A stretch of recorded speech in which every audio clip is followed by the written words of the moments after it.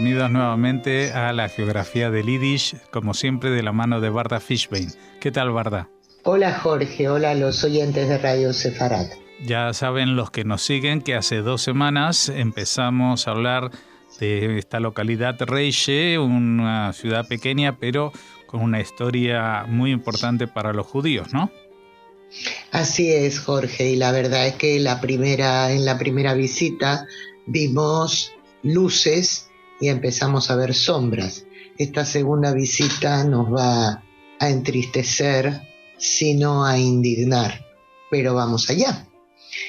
Al final de nuestra visita anterior, los nazis habían emprendido sus primeros ataques contra los judíos de Reiche, de momento. El gobernador general de siniestra memoria, Hans Frank, lanzó un decreto para que todos los hombres judíos de entre 14 y 60 años fueran registrados para realizar trabajos forzados.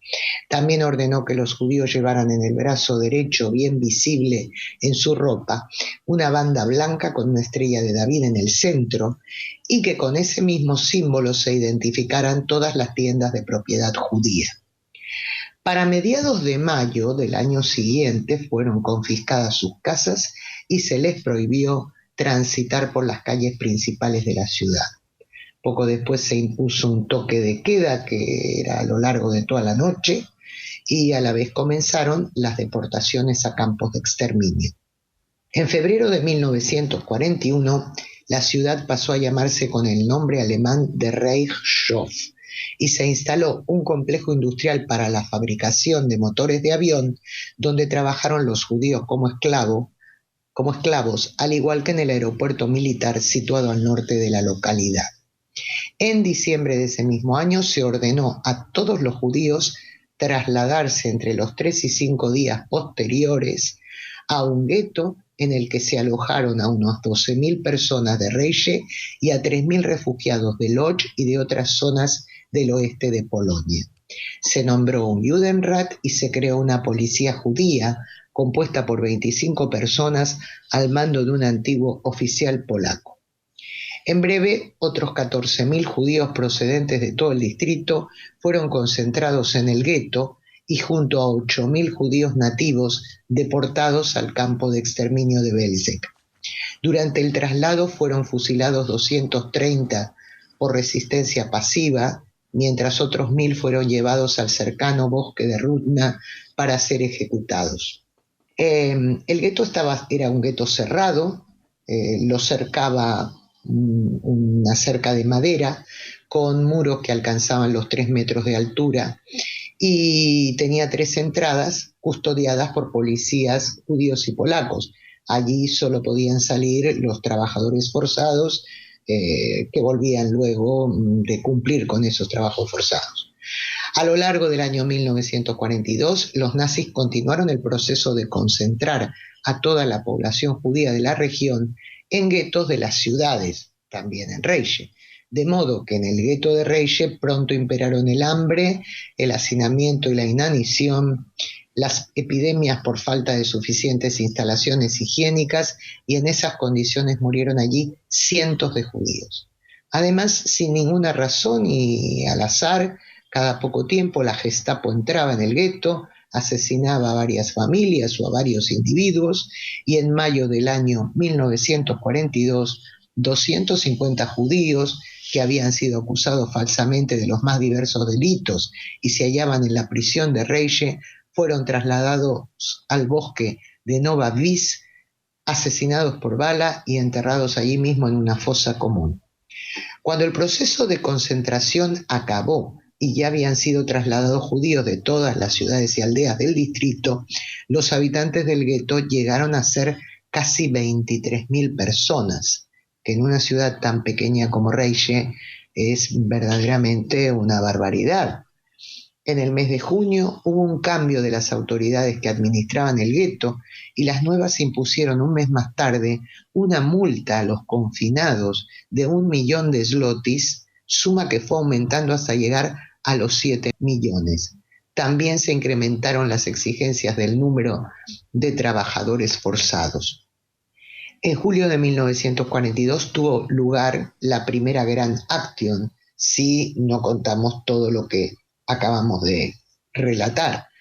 Reunieron a los judíos en la Sammelplatz, que como se ha dicho en el programa anterior, estaba en el área antes ocupada por el cementerio. Se seleccionó a los aptos para trabajar, a quienes se les estampó un sello especial en su cartilla de trabajo.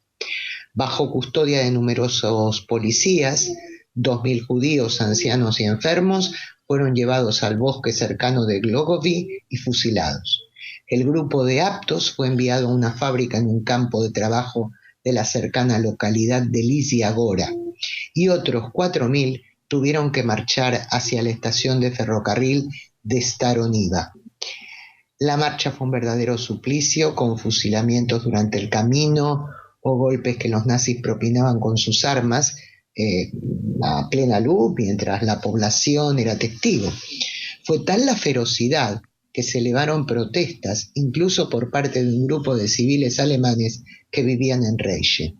En total asesinaron a 236 personas en el gueto antes de la marcha y a 42 durante el camino a la estación de tren.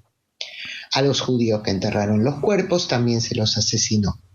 En la estación los subieron a vagones para ganado, en cada uno de los cuales viajaron entre 100 y 200 personas.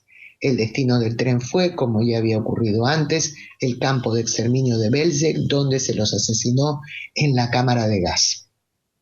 El siguiente transporte, a Belzec también, salió 3 días después. Se siguió el mismo proceso de selección que la vez anterior y 500 ancianos fueron llevados al bosque de Glogovi y ejecutados. Además, se obligó al Judenrat a que los propios internados en el gueto sufragaran los gastos de los transportes. En julio hubo 2 transportes más.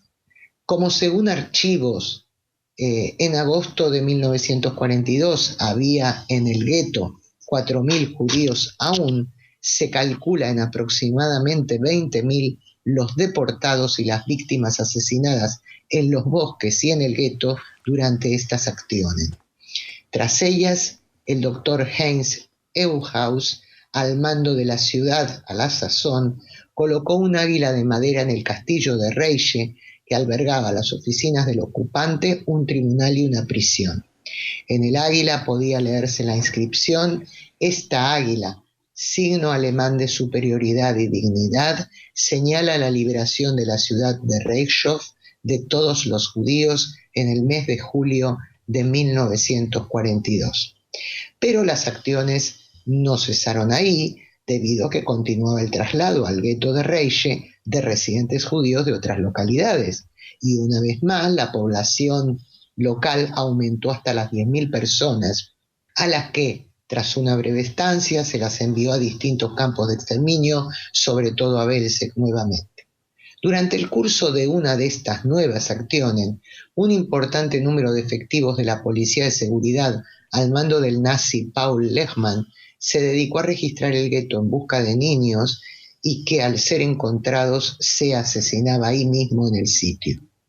Como ya no quedaban en el gueto de estos nuevos deportados a Reiche más que 3.000 judíos, el espacio que ocupaba se redujo en tamaño y se dividió en 2 campos, uno para los trabajadores esclavos, el campo A, mientras que en el B estaban sus familiares. El gueto A, el de los trabajadores, dependía del mando alemán instalado en Cracovia, mientras que el B seguía las órdenes de la Gestapo de Reiche. Durante el año 1943 continuaron los asesinatos en la propia ciudad y en los bosques cercanos, y también los traslados, tanto a campamentos y fábricas de trabajo esclavo como a campos de exterminio. Además de Belzec, los prisioneros fueron enviados a Auschwitz y a Mauthausen. El último grupo numeroso, unos 2.800 judíos, fue un transporte a Auschwitz del campo B, los familiares de los forzados, en noviembre de 1943, donde la mayoría fue asesinada en la cámara de gas. Dicho campo se terminó de liquidar en enero de 1944 y en febrero se deportó a los pocos que habían quedado para limpiarlo. En el campo A, en julio de 1944, había aún aproximadamente 600 trabajadores forzados. Algunos consiguieron huir y buscar refugio en los bosques de las cercanías, hasta que al cabo de un mes llegó el Ejército Rojo y liberó la región. A medida que los soviéticos se acercaban, los nazis iban desmantelando fábricas e instalaciones. Sin embargo, a la vez iban liquidando los guetos y campos de concentración y trabajo, lo que suponía que seguían enviando a prisioneros judíos a campos de exterminio o procedían a asesinarlos sin más allí mismo. Recordemos que es un momento en que la guerra estaba perdida por Alemania. Solamente sobrevivieron a la Segunda Guerra Mundial 100 judíos de Reche y otros 600 refugiados en la Unión Soviética. Entre ellos se creó una nueva Keilah, pero en 1945 volvió a haber violencia antisemita, como ocurrió en tantos otros sitios de Polonia, y muchos de ellos abandonaron la ciudad e incluso el país. En 1947, los judíos que aún quedaban, que podían contarse por decenas únicamente, erigieron un memorial para las víctimas de la Shoah en el nuevo cementerio judío. El comandante nazi Schupke, que había estado al mando del campo A de trabajadores esclavos y que más tarde fue el último comandante del campo de Klaszów, que muchos oyentes recordarán porque ahí transcurre la película La lista de Schindler, fue capturado y condenado a muerte por el Tribunal de Cracovia. Lo ahorcaron en noviembre de 1948. Pero otros acusados por sus delitos en la zona de Reche recibieron sentencias más leves o fueron absueltos. En 1985, contra todo pronóstico, seguían viviendo algunos judíos en Reche y el cementerio aún existía, aunque necesitado de restauración debido a lo muy dañado que quedó tras la invasión nazi. Y bien, hasta aquí la tristísima, la cruel historia de los judíos de Reche y de todo el distrito y de otras zonas de Polonia concentrados allí durante la Segunda Guerra Mundial.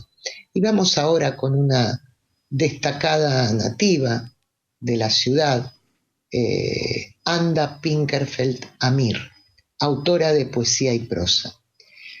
Anda recibió una educación laica, pero tras el pogromo de Lvov, ocurrido en 1918, se unió al movimiento sionista Shomer Hatzair y dejó sus estudios en la escuela laica para asistir al gimnasium judío de esa ciudad.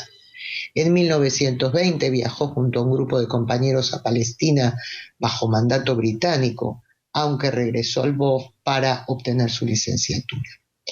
Por esa época se casó con un agricultor, Arie Krampner Amir, de ahí su segundo apellido, y ambos regresaron a Palestina en el año 1924. Vivieron en el Kibbutz Beit Alfa y en Tel Aviv, aunque acabaron estableciéndose en Kiryat Anavim, donde nacieron sus dos hijos. Tras la Segunda Guerra Mundial, la agencia judía envió a Anda Pinkerfeld Amir a trabajar en los campos de desplazados en Alemania, y de esa época ella llevó un diario que contiene sus experiencias. De vuelta en Israel, trabajó en los archivos del Ministerio de Defensa, donde estuvo a cargo de los registros de soldados caídos en la Guerra de Independencia de 1948. Pinkerfeld murió el 27 de marzo de 1981. Esto en cuanto a su biografía política y militante. En relación a su trabajo literario, Anda Pinkerfeld comenzó escribiendo poemas en polaco, pero cuando emigró a Palestina se vio fuertemente influenciada por el muy conocido y también poeta Uri Tzvi Grinberg y pasó a escribir en hebreo, publicando en 1928 una obra que firmó con el seudónimo Bat Hetva. Hetva era el nombre de su madre, Bat en hebreo es hija. Escribió también sobre personajes bíblicos, pero tras su labor en los campos de Alemania, la obra de Pinkerfeld pasó a tener otro registro. Mientras otros autores evitaron o tenían demasiado dolor para tratar el tema del reciente holocausto, ella lo incluyó en sus escritos.